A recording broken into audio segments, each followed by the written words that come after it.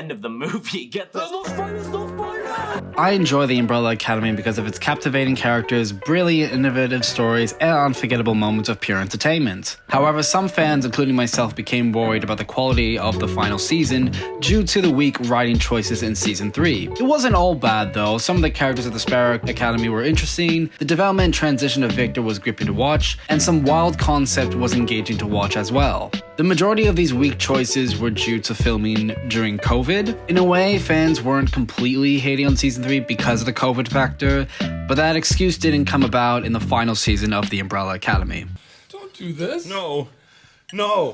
I gotta say, I could have called this one. The best defense I can see about the quality of this season is the showrunner and writers ran out of material. The comics themselves never received an official ending yet. Season 1 and Season 3 had more of a stronger connection to the comics than Season 4 because majority of Season 4 had very little adaptation to the comics. Mainly because there wasn't the next issue to base it on. This is a very similar situation to the film Scott Pilgrim vs. the World, where there was no connection to the last volume of the comic series because it wasn't completed at the time of the film's production. However, the film's case, it was focused on what it has and completes the story as much as it can, leaving the audience satisfied. But in the case of The Umbrella Academy, it added more stuff that leaves the audience with more questions. In simpler terms, the showrunner and writers had no idea what to write, so they pick ideas out of a hat and committed to it. It is not your fault. Whose fault is it?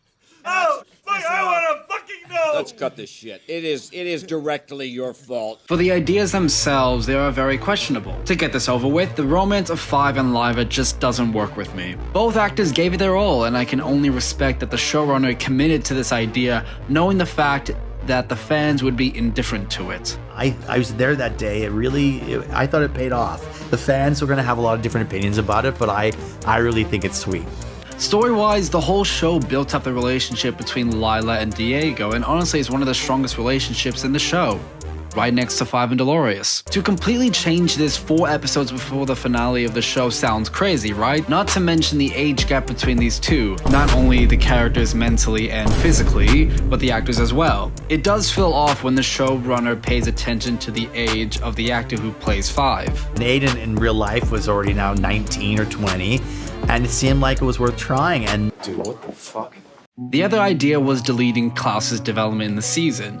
You can find deleted scenes on YouTube of Klaus opening up about his sobriety and drug issues, which is very odd as this season pretty much got Klaus to be a sex worker and buried underground. The idea of Klaus being sober and powerless until the finale does sound promising, showing the contrast of different perspectives of seeing life with or without morality.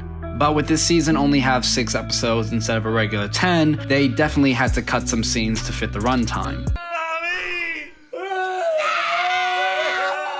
The last thing I want to try to defend is the ending. When Ben and Jennifer created the clans, to stop this, the Academy must sacrifice himself and cease to exist. It was an emotional hearing, the family saying goodbye to each other one last time, but the team did succeed in their mission. Ultimately, this is bittersweet. I have no problem with this besides it being a bit too safe. Throughout the show, it hints that the end of the world always comes with the Academy. Therefore, it makes sense for a sacrifice to end this end of the world stuff. I prefer Victor to be the only one to be sacrificed, as it makes more sense for his development. He had no appreciation and involvement in the Academy until the end, when he felt that appreciation and was involved with the final mission, the ultimate redemption for initially destroying it. Then everyone gets what they want. It does feel a bit manipulative when they put the behind the scenes photos in the credits, pushing the bittersweetness and not acting like, yeah, they died and everyone's happy with their lives. Man, does that sound relatable. Stop being a bitch and come on!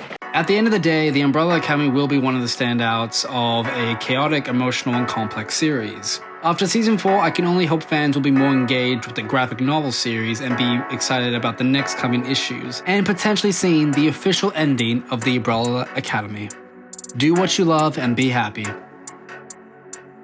Of course it's their fault. They're the 2 biggest dickheads in the world, and they're living in your house. Sorry, but they're...